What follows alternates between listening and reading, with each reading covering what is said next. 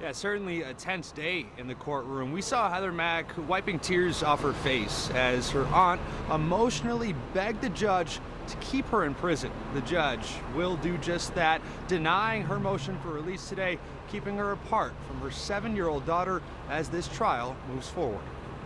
It was difficult, but it's a process we have to go through. The brother and sister of Sheila Von Weise taking the stand today in hopes of keeping Heather Mack in prison for her mother's murder. Both siblings reading statements to the judge stating their own safety concerns if Mack were to be released on bond ahead of her July trial. We really wanted to be here today to give our sister Sheila a voice. The judge agreeing with Sheila's siblings, denying the motion for Mack's release despite her attorney claiming she was only a threat to her mother and not anyone else in public.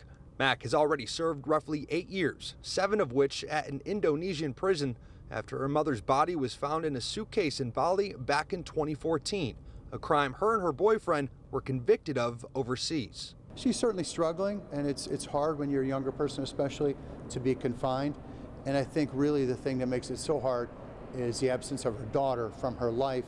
Mack gave birth to her daughter, Stella, inside that Indonesian prison and raised her for 2 years there.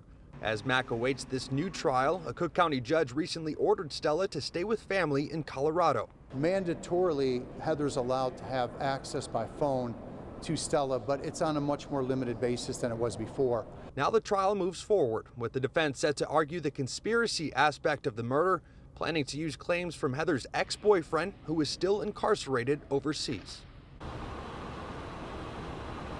So the trial is now set for next July, and attorneys from both sides believe that'll last about a couple weeks.